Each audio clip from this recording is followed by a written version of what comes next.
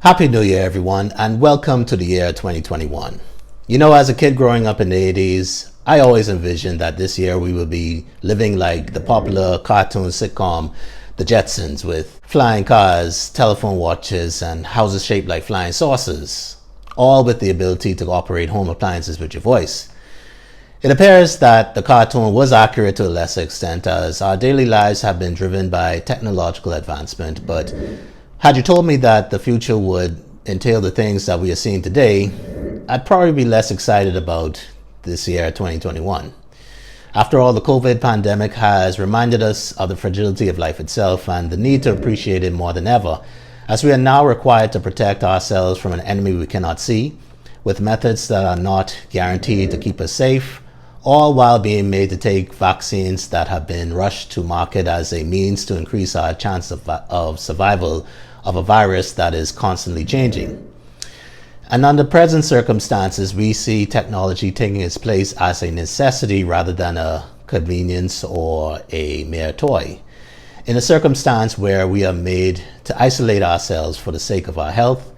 which has changed the way we do things. Even here in the Bahamas, we had to cancel our annual celebrations in January, such as our annual Majority Rule Day March, which is an event that is used to commemorate the day that the population was properly represented in government.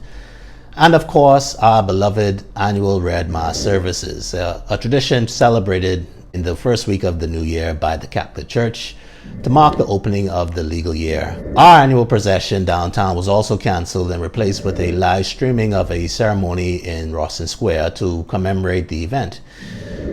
This, of course, is another example of the significant changes brought on by the integration of technology, not only for the sake of our health, but also for the purpose of efficiency in our community. In the legal profession, court hearings before the Supreme Court and Court of Appeal are now heard by video conference, and various elements of our judicial functions are being digitized as we speak. Even introducing a e-payment system for the family court, which will make the payment of fees far more convenient for parties in comparison to the previous years. There's no question that the Bahamas is in the midst of a technological revolution.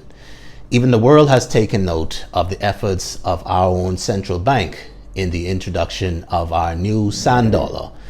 a digital form of the Bahamian dollar, which should alleviate the problems of access to currency and digital methods of payment throughout the Bahamas, as the government agencies are transitioning more so into a cashless system.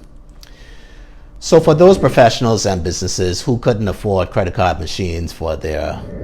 business activities, or had issues with transferring PayPal payments to their bank accounts here in the Bahamas, should see an immediate benefit under safer circumstances, although some may argue that a sense of security is being traded for confidentiality, which is seen in most cash transactions, making it easier for certain parties to keep a record of your spending habits and your whereabouts. Nevertheless, it appears that persons are choosing safety and convenience as a priority, all while mitigating the criminal element, and we should expect to see more government agencies and even private companies becoming cashless this year. In fact, this year the Bahamas will also be saying goodbye to the Bahamian penny, which has been around from the onset. The Bahamian penny will be retired from circulation and will no longer be considered legal tender here in the Bahamas, and we will now be using a rounding method to which the cost of products or services will be rounded to the nearest 5 cents. Now, going back to the issue of confidentiality and record keeping,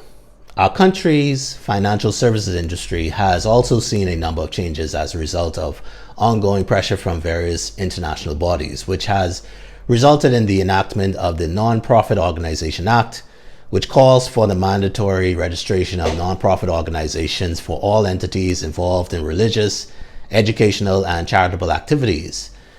and the enforcement of the Commercial Enterprises Substance Requirement Act, which now calls for all entities in the Bahamas to confirm a substantial economic presence,